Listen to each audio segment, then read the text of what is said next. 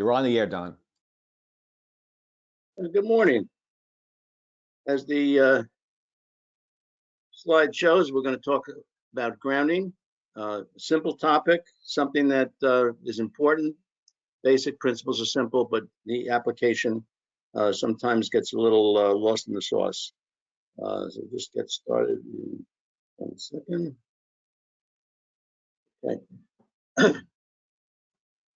The key points that we'll go over, grounding versus bonding, two different but related topics, the functions of each, and the materials that are important for a proper system of grounding and bonding.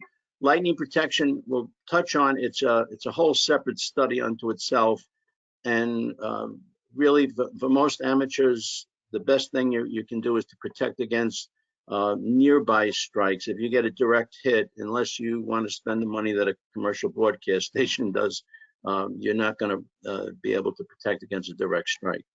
And there are some specific requirements that are in the National Electrical Code for amateur radio stations.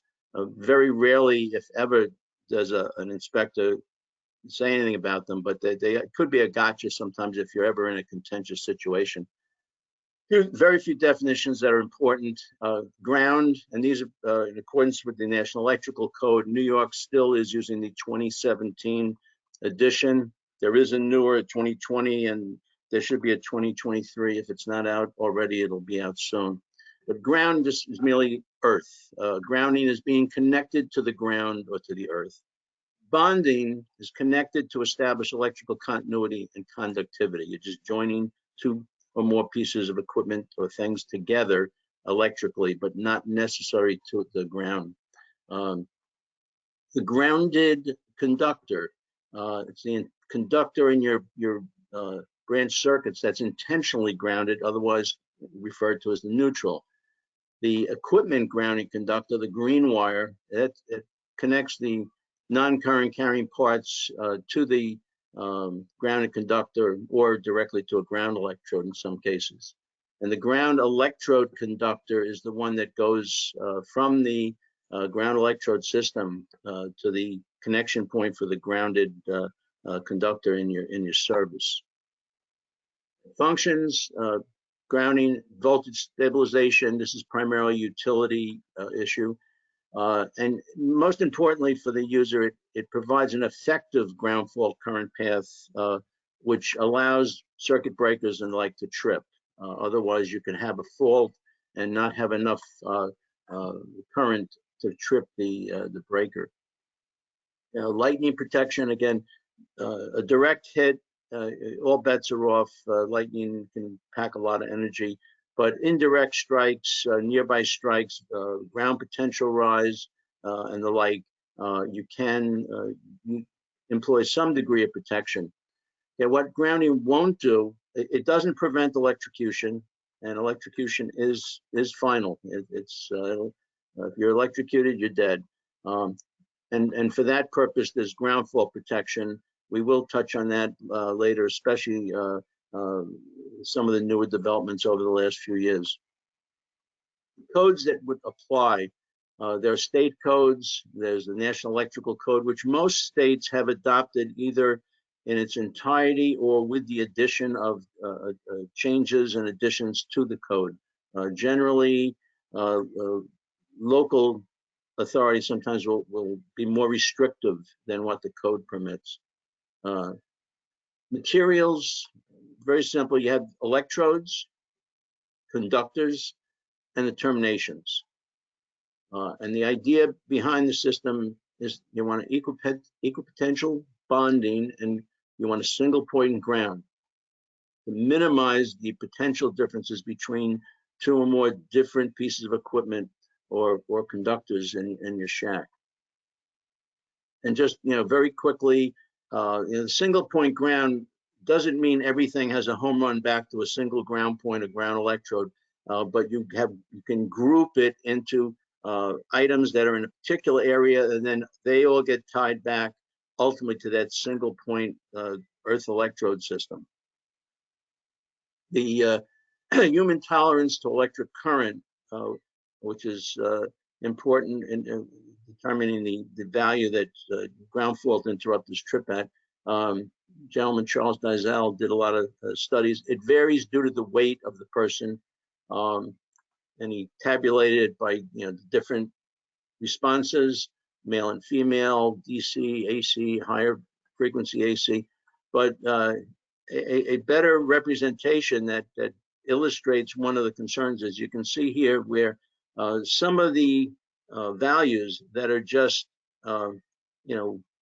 painful shock may go into the maximum let go for someone else, or maximum harmless goes into painful shock, depending on the weight. And so it's not like a one value fits all, but which is one of the reasons why your Class A ground fault interrupters that you have in most of your houses today trip between 4 to 6 milliamp current level. So it'll protect you against a fatal shock.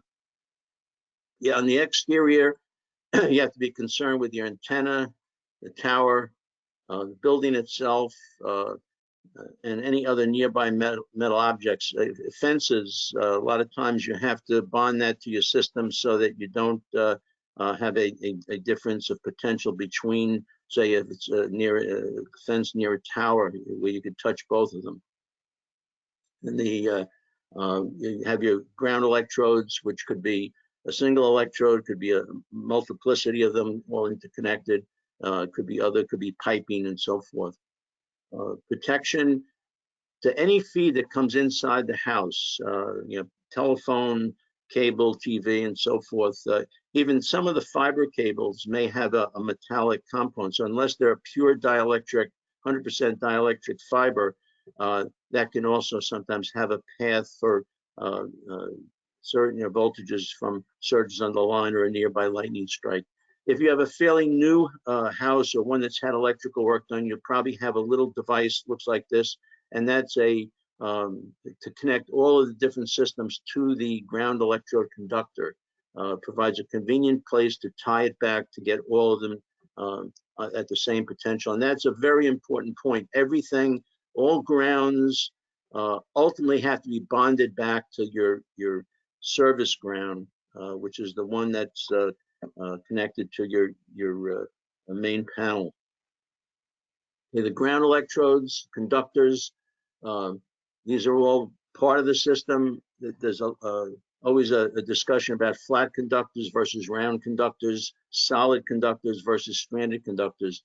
They all have their pluses and minuses. The flat conductors offer some increased capacity, but only if you take great care in installation and use the proper termination devices. You don't just wrap it around an electrode and put a hose clamp on it. Once you've created discontinuity or a crease, you're going to lessen the effectiveness of that. And so sometimes the conventional round conductors are a better bet for most people. The clamps, attachments, welding, these are critical points, and it really is all about the connections. And you want to make sure everything coming into the structure is protected. It just takes one path of entry to undo all your good work. Ground electrode can be as simple as a ground rod and a terminating device. Just to get an idea why sometimes it's more beneficial to go deeper rather than more shallower rods. It represents the fields associated with the electrode. If you get them too many close together, you're basically impinging one on the other, so you're not getting the full benefit of the contact with the earth. So most times to go deeper will give you a better result than, say, adding another shorter rod.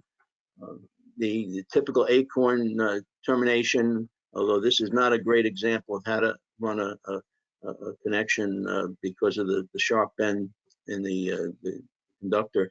You want to make sure they're rated if they're going to be direct buried for earth contact.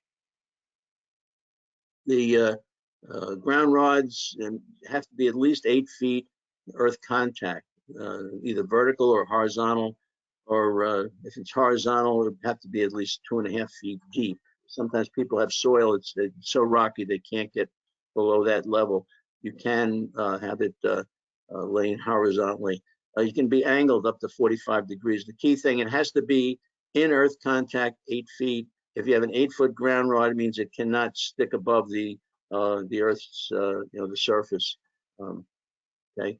The code only requires a minimum separation of 6 feet, but it's better to be a little bit more. Basically, the twice the distance of the length of the rods. So each one should be separated by its own length. Will give you the most bang for the buck from your ground electrode system. UFO grounds or concrete enclosed electrodes are used if you have foundation being put in and the conductor is surrounded by at least 2 inches of concrete, and it's 20 feet or more of bare, galvanized, or conductively coated rebar. That can be used as your ground electrode. And the concrete is a very good conductor, so it's a very effective way to do it. You can put in, if you don't have rebar, you can put in 20 feet of bare copper wire for gauge wire and use that. The rebar, if it's, say you had 2 pieces together to get to 20 feet, the typical rebar ties are considered suitable for that connection because it's not being relied on electrically, just mechanically to keep the bars in close contact. Epoxy rebar, coated rebar, is not usable for a UFO ground because it's basically insulated from the earth contact. And also, they can't be used if there's a insulating vapor barrier between the footing and the earth. Water pipes, 10-foot buried contact area, maximum of 5 feet from the entrance into the building, which just makes sure that it doesn't get interrupted someplace where someone cuts out a bad section and puts in some PVC pipe. Metal building frames, more for a commercial application. There's some requirements for that, but most of us have wood frame houses. Rod and pipe electrodes, 3/4 inch or more, stainless, galvanized, or copper coated steel, minimum 5/8 inch. And this would be your typical ground rod, unless if it's a listed ground rod, it doesn't specifically have to be 5/8 of an inch because the rod is tested in its actual configuration with whatever thickness of coating it has on it. If you have a lot of material, you can bury plates of steel or copper, 1/4 inch steel plates, a lot thinner for copper, but more likely to get dug up and stolen. Ground resistance, most of us don't have to go to that extent to measure it, but if you were going to do it, there's instrumentation that's used. You basically drive a current through the ground and measure the voltage, and then you calculate the resistance of the ground. If you look at that at the flat area in the middle, that's your ground resistance at that point. If you have that test done, it can be rather expensive. The difference in areas, the resistivity of different soils varies very, very much so. Matter of fact, the South Shore of Long Island is the worst because it's so much sand, which is basically glass, which is a great insulator. So it's much harder to get a good low ground resistance. The code only requires a maximum of 25 ohms, and they used to word it that if you didn't have that, you had to put another ground rod, and then there was no requirement to measure it again. So now it's just put in the 2 ground rods unless you want to show that one is sufficient. That was done back in the 2011 code. It is all about connections. This is one kind of clamp. This would be used to connect a conductor to a water pipe, copper water pipe. This is not to be used to make a connection to a ground electrode unless there's a few that are multifunctional, and they'll be so marked to indicate what they can be used for as part of their listing. And all of these pieces, all these bits of hardware should be listed by some national, either UL or ETL, something like that, that's tested it for its function. Again, this is a pretty common connector for conductors to the ground electrode. And again, the conductor should be between the far end, not under the bolt. This is a mechanical type connection that you basically drive the piece in with a hammer, and then it forms a good solid connection. Obviously, it's a one-shot use. You can't take it off without cutting the conductors. Some of the crimp connections you'll see have a lot of open spaces like that. That's not what would be referred to as not being a gas-tight construction, can lead to corrosion. This is what a fully crimped piece of conductor in a terminal should look like, basically no voids. But this is the best way to make your connections in the buried parts of your ground electrode system would be a CAD weld. It's an exothermic weld. It's considered the same as if you had an uninterrupted conductor by the code. The classical way, you have graphite molds and some powder that goes in, and then it's lit off. Now you can buy one-shots, which is popular with the amateur community, where you may only have 1 or 2 or 3 connections to make. It does generate heat, smoke, and sparks, so care has to be used. And if you're using the old graphite molds, they have to be totally dry. If you have a little bit of moisture in there when it lights off, it'll just explode in your face. Your typical power coming into your house, you have, and there's at the pole at the transformer, there'll be a ground connection if no one has stolen the copper wire. And then that point there, you see the ground connection at the house. That's the only point that the neutral or the grounded conductor and the grounding conductor or the ground connection are tied together. So if you were to say run a circuit to an outbuilding or a detached garage, you would have to run all 4 wires, but you would not join the neutral and the ground together in that panel. It has to just back at your main service panel. That main bonding jumper is what ties them together. It basically, at the point of service, at the first disconnect, it connects the grounded or neutral conductor to the grounding conductor, ground electrode conductor. And it can be a cable, it can be a bus bar, it can be a screw. If you have a typical panel, you can see the bus bar going back there connects the neutral and the ground bars together. If you have a separate breaker, it might just be this green screw that ties the bar to the enclosure, which then gets back to the the ground connection. Can be a green screw and a little piece of bus bar that connects the 2 bars, the grounding bar and the neutral bar in your panel together. And just, if you go strictly by the code, the ground electrode conductor, when it comes into your panel, should be connected to the neutral bar, and then the neutral bar and the ground bar get tied together by that jumper.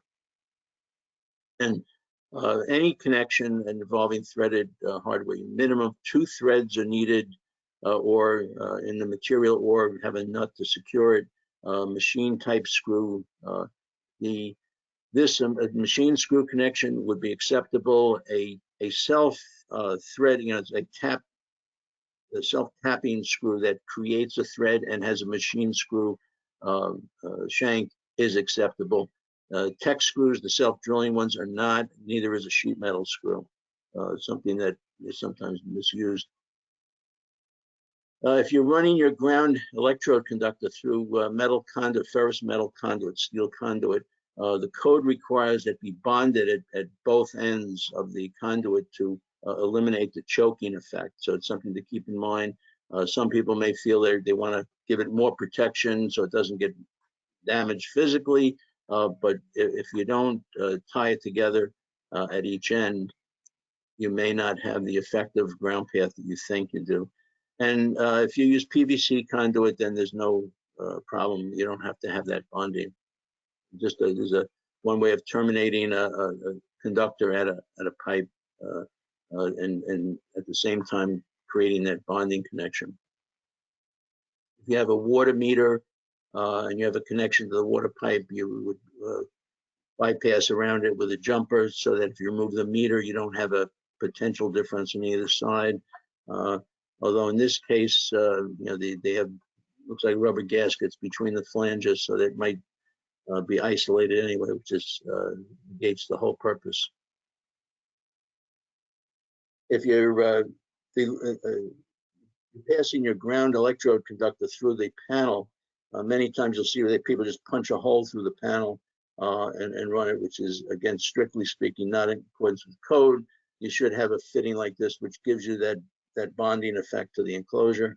Or for larger sizes that are in conduit, you have a fitting that would look like that.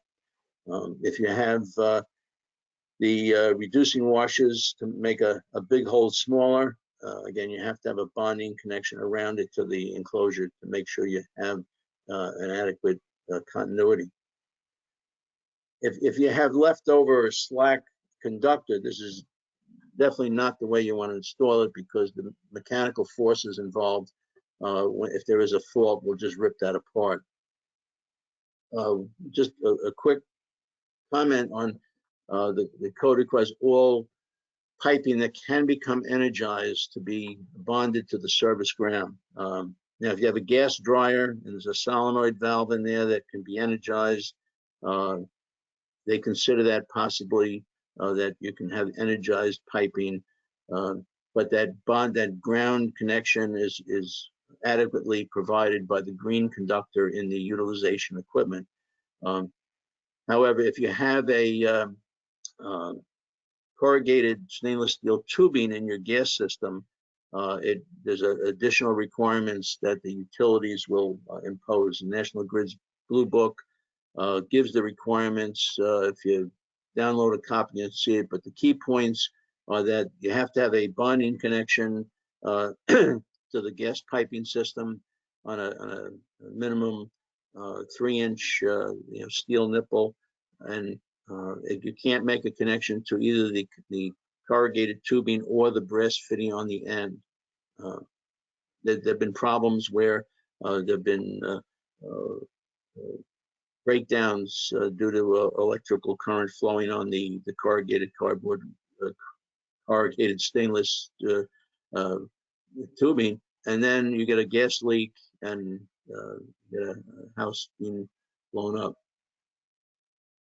AC cable and MC cable look very similar. Some people talk about the old BX, which is an old obsolete construction, but type AC cable, which has the paper wrapped conductors and always has a drain, usually aluminum drain wire inside. That armor can always be used as a grounding conductor. Type MC cable may have that bonding wire. It may not. If it does have it, then the armor would be suitable for use as the grounding conductor. It would be noted on the spool of the box that it comes in if it's approved for grounding generally. And again, both of these have to be used with their appropriate end terminations. And with AC cable, that drain wire, again, it's not a current carrying conductor as such. It's just to bridge the convolutions of the armor, so you don't have that choke effect. AC cable, it's limited to 4 conductors plus the equipment grounding conductor, and it only covers 14 gauge to the number 1. MC cable, there can be as many conductors as you can fit into whatever size of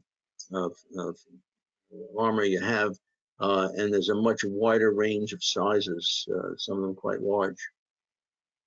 The grounded conductor or neutral, depending on whether you have single phase, 3-phase, Y, or delta, may be connected to a different point. And this one case here, the so-called highlight delta, is something always to be on the lookout for, because although this will say to be 240 volts phase to phase and 120 volts from the neutral to this phase or this phase. If you connect between the neutral and these high phase, it's going to be more like 208 volts. If you look here, you can see it graphically. It's generally called a high leg delta, and the high leg will be identified usually orange insulation or tape on it, so you don't incorrectly connect it. People get concerned about which way the receptacle faces, up or down, unless a owner's specification calls out a particular way. There's nothing in the code about this, so everyone has their personal feelings whether you want the ground pin on the top or the bottom. You can make a case for both, but both are acceptable in the code. Just your typical installation. If you have a plastic box, you'll have a separate conductor coming, terminating on the receptacle. If it's a metal box and the receptacle device has the appropriate contact points, then it's suitable enough just to be in contact with the box. Ground fault circuit interrupters started out in a few areas. Now pretty much almost every place in your house, and it's good protection against ground faults. This does prevent electrocution. Will you feel it? Yes, you'll feel a shock, but it'll trip before it can do any harm to you. The inside of these is somewhat complex, and they do fail, like all electronics. So there is a requirement they have to be regularly tested, and the only real way to test it is by pressing that test button on the device, because that uses the internal circuitry and it actually physically tests it. They have new ones now that will fail safe, and even newer ones that self-test frequently. So because they found that so many of these were not functional after so many years in service. There are GFCI circuit breakers. Not all of them are Class A rated. Some of them trip at a higher level than the 4 to 6 amps or milliamps, excuse me. So that's something to be aware of, thinking you may have protection and you don't, because some of these are for protection of equipment, not so much protection of people. And then why would you have an equipment grounding conductor? Well, if you don't have a grounded equipment grounding conductor and there's a fault, say to a metal housing or a motor or something like that, and you touch it and you're standing on the wet concrete, you're the path back to ground, and you'll take the full brunt. If you have a grounding conductor, it provides a much lower resistance path back to your service, again, to create a high enough current to trip a breaker. And some people will say, well, electricity follows the path of least resistance. No, it proportionally divides. So you still will get a tingle if there's a grounding conductor sometimes, but the bulk of that current flow is going to be going elsewhere. If you have a big antenna farm with towers and things, step potential becomes a concern with. If there's a lightning strike, the ground potential rise, it can be significant. And then the voltage between your feet is enough to create a shock hazard. Okay.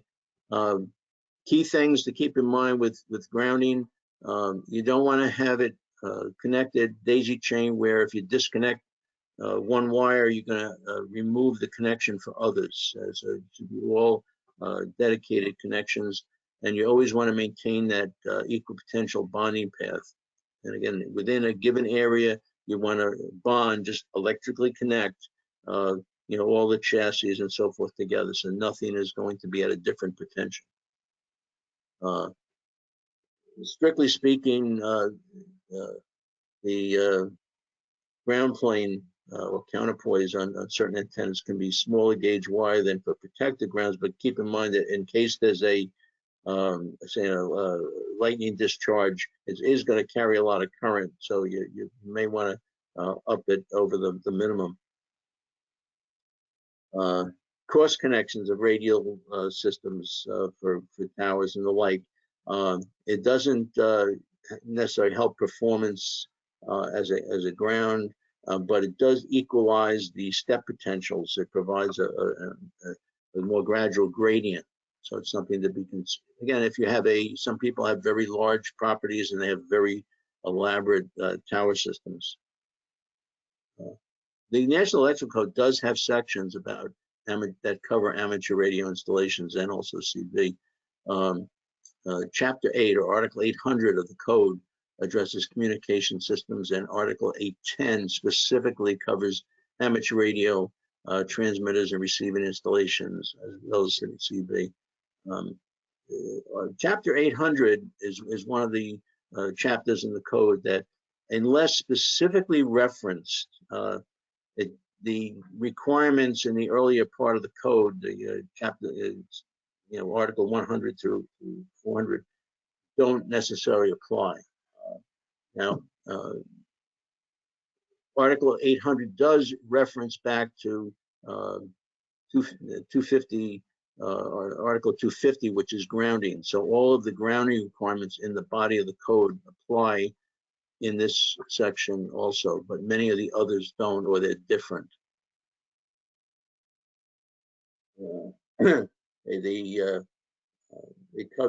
broke it down to several parts. They have antennas, and the key point is they have minimum wire sizes,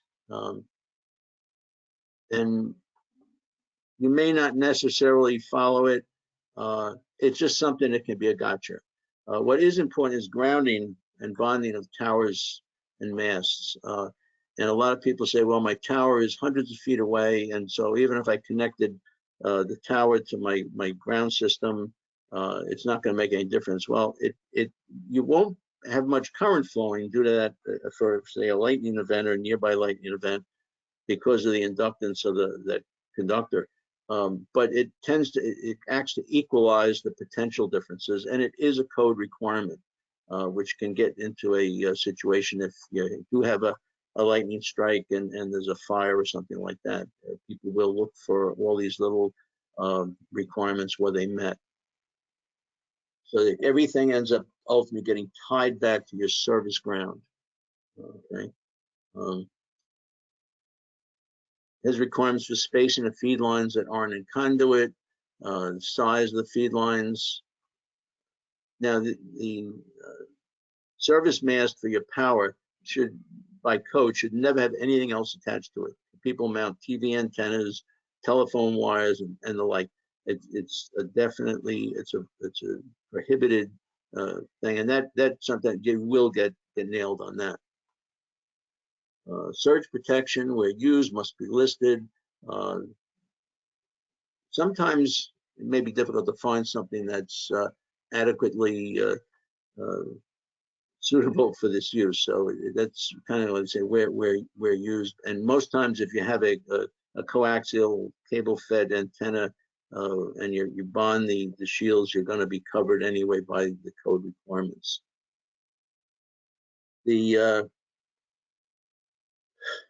material requirements in the code: hard drawn copper, bronze, aluminum, alloy, and so forth.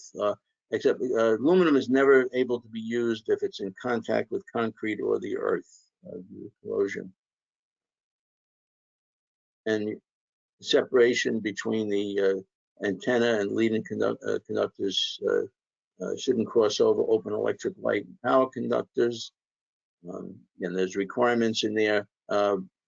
It would take too long to go through the whole code in even a couple hours. But if you're interested, you can go online to the NFPA, National Fire Protection Association website, and open up a free account where you can download the National Electrical Code and all of their other codes and standards and see what may apply to your installation. Any splicers have to be mechanically secure, and approved means solder alone is never considered mechanically secured. Again, metal structures and masts have to be grounded unless they're in the zone of protection of the 150-foot radius rolling sphere, which we'll get to in a second. And again, just as requirements, all these requirements for the conductors. Going through it kind of fast, but like I said, if you want to look in you can go online and get a copy of the code to look at. Otherwise, it's kind of expensive to buy.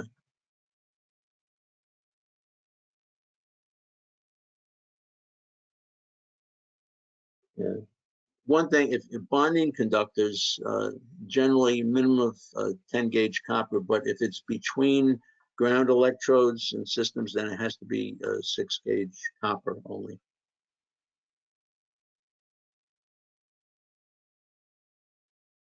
And again, specific requirements in the code,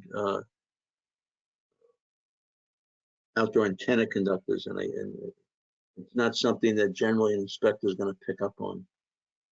Clearances to buildings. These are all the kinds of things in the code. Now, the code also has a requirement, and just kind of going through because you can get a feel for what's in there in the code. They have a requirement for interlocks and things like that on transmitting equipment. This is really applied to like old school type tube systems and things like that, where you had high power and high voltage involved. But this would be your typical grounding system in a typical home. Again, briefly, lightning protection, different types of terminals, chimney air terminals. These are the copper air terminals that mount, and the amateur radio station and air terminal. So you definitely want to protect against lightning strikes if you can. And you may have heard of the cone of protection with a single tower mast, the two of them. It has been found to be pretty much meaningless. Now they use the so-called rolling ball technique, the 150-foot radius ball that if it's within that shaded area and the high point there, the tower is grounded, everything within that area is considered protected. But it's derived empirically, so again, it's kind of a fudge factor. Really, in summary, ground rods should be spaced 1 to 2 times their depth, coupled longer rods rather than more shorter rods. Ground resistance as low as possible, but not more than 25 ohms. Ground antenna at the roof, low point of vertical cable drop, and before entering the building. Any metal object within 6 feet of the ground system bonded to the ground system. Stay clear of gas piping, but remember to bond to the gas piping where it could become energized. And again, the distinction there is you can't use gas piping as your ground electrode or ground electrode system, but you still are required to bond to it to prevent potential differences. Again, bonding is very important so you don't have different potentials, say, in your shack. You know, if you may have all your equipment bonded together, but if you have a fax machine or a copy machine or a printer that's not, that can, you know, lead to a potential difference that can cause a breakdown. And be careful with equipment with polarized plugs. Sometimes with the three pin, the grounding type, people have been known to remove that ground pin rather than have the appropriate receptacle. You can, by the way, replace a 2-wire receptacle with a 3-wire GFCI protected receptacle, as long as when you do it, you put the little sticker that comes with it on it that says no grounding or grounding not provided. The ground fault protection will still function even without a separate ground wire. It doesn't rely on it. It's purely a differential measurement. And you always want to check your system to make sure it's adequately holding together. Direct buried connections should be checked to make sure they're not corroding. Some reference sources. This you can get online. Usually it's an old military handbook. Some of the stuff has maybe been changed now, but it's a lot of information. If you can get a hold of a copy of the Motorola handbook, and again, it's mostly this is for like commercial cell sites and things like that, way beyond the scope of most ham installations. but again, a lot of good information. The SOAR's grounding and bonding book, published by International Association of Electrical Inspectors, is one of the Bibles of grounding. ARRL has a grounding and bonding publication out. I believe they just recently had updated it. Mike Holt and MikeHolt.com is a wealth. It's a site, a wealth of information. He does sell a lot of books, but he also has a lot of free forums and things like that. But he has books about understanding the code, grounding versus bonding. Really good content. Like I said, for free access for the standards in NFPA, they have a online presence that you can set up a free account.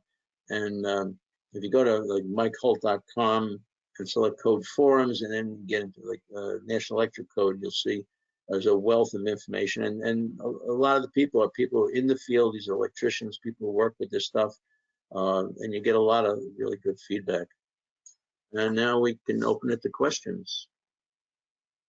Very nice job. Very, very thorough. Terrific, as usual, Don. Thank you very, very much. Question here. You mentioned the minimum distance between ground rods to be 2 times the length of the rod. Is there a maximum distance? If there is, would you then add additional grounding for rods along the path? There's no maximum distance. It's mainly a function. You don't want them too close together, because it reduces the effectiveness of each one. But obviously, they're all going to be bonded together, and there's no maximum distance. I think, practically speaking, you don't want them too far apart. You don't want it 500 feet away.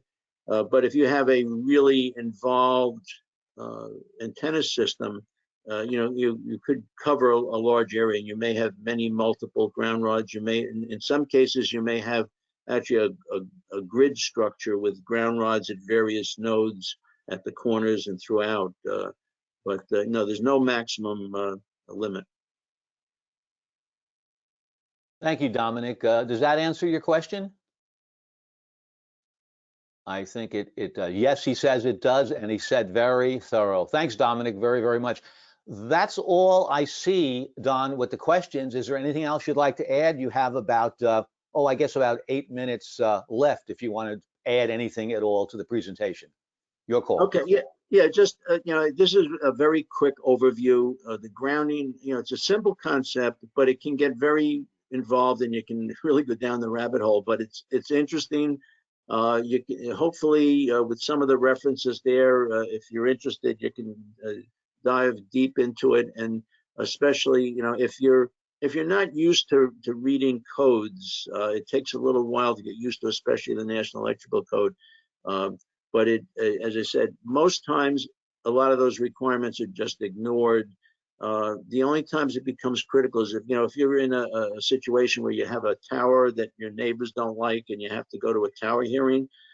Sometimes people will look for every little thing that maybe you violated to try to impede your fun. So just something to be aware of. There are requirements in the code for amateur radio installations. Some of them may almost seem ridiculous, but it's code. And if the authority having jurisdiction wants to hold your feet to the fire, they are the ultimate judge. The AHJ has the overall power to yay or nay. So you want to stay on their good side. But like I said, this is a real quick overview to try to show all the different facets. I can't stress enough connections. Terminations are the biggest problem. People spend thousands of dollars on a tower installation, and then they attach the grounding conductor with a hose clamp from the auto parts store. It's amazing. For a few extra bucks, you have something you can use, a real clamp that is meant for that use, that does what it's supposed to do. Fantastic, Don. As Don mentioned, this is an overview and a lot of slides, a lot of detail, but his slide deck will be available, like all slide decks, after the presentation, maybe immediately or at a later date on the HRU website, the YouTube channel. Thank you, Don. Anything else you'd like to add at all? No, I'm glad to have been able to provide this again. Our pleasure, and it's a pleasure to always hear your wonderful description. And as I said earlier, a lot of people overlook this as an unnecessary step, but clearly, as you go through the deck, you know this is something that is critical that can't be overlooked. Thanks, Don. 73 is a great, wonderful rest of the day. Thank you. Okay, you also. Bye now.